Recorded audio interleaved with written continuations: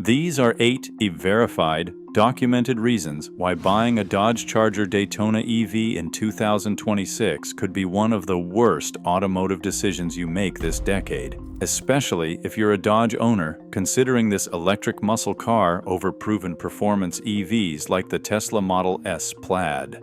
The data backing them up is worse than most people realize. Dodge spent years marketing the Charger Daytona as the future of American muscle, built on their STLA large platform with a 100.5 kilowatt-hour battery and 400-volt architecture. But the sales numbers, the recall documents, the long-term test results, and the company's own financial filings tell a very different story. So let's go through all of it. Reason 1. Nobody is buying it, and that should worry you. Start with the biggest number. In all of 2025, Dodge sold just 7,421 Charger Daytona EVs in the US. That's not monthly, that's the entire year. For comparison, Dodge sold over 21,000 Challengers in 2024 and more than 46,000 in 2023, while Ford sold more Mustangs in a single quarter than Dodge did all year. Even worse, leftover gas Chargers and Challengers outsold the new EV, and overall Dodge sales dropped nearly 49% year over year. When a brand new model gets beaten by discontinued inventory and questioned by industry analysts, that's not a slow start, it's a warning sign. It shows demand just isn't matching the hype. And when buyers hesitate this early, it usually doesn't reverse quickly. That kind of weak adoption can hurt resale value and long-term confidence in the car. Reason 2. Dodge already killed the affordable version and the powerful version. Before most people had even driven a Charger Daytona, Dodge had already started dismantling the lineup around it, and that fact deserves a lot more attention than it's gotten.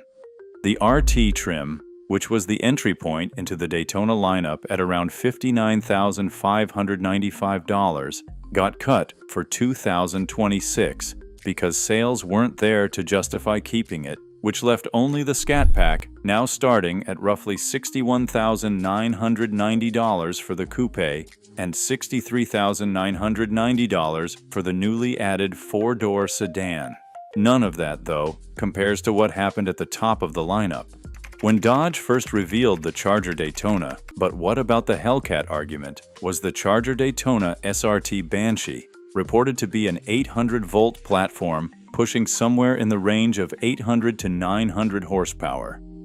Mopar insiders reported it canceled in the fall of 2025, a conclusion corroborated by Automotive News in October of that year. And Stellantis' official response was that they were reviewing the plan for future SRT vehicles, which is the kind of language companies use when something is gone, but they don't want to announce the funeral.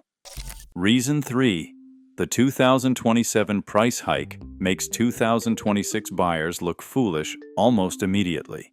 Buy a 2026 Charger Daytona Scat Pack today, and the 2027 version, carrying the same powertrain and the same 630 horsepower, will be announced at roughly $12,500 more.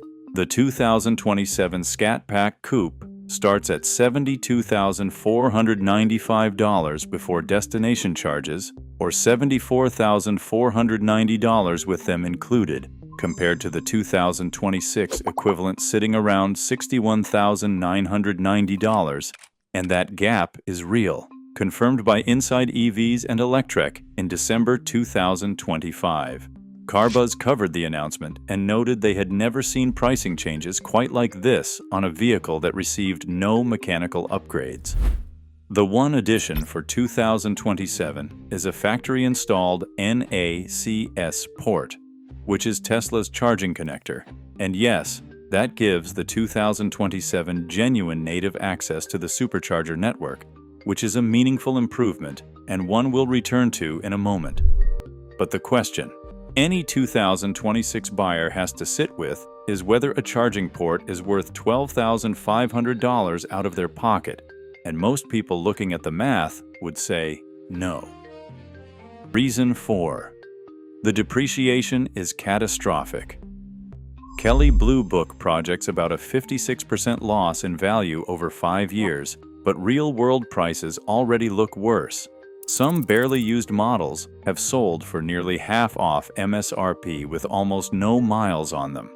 And once heavy discounting started, it only got worse. Dealers were offering up to $12,000 plus in rebates, with some listings sitting $10,000 or more below sticker.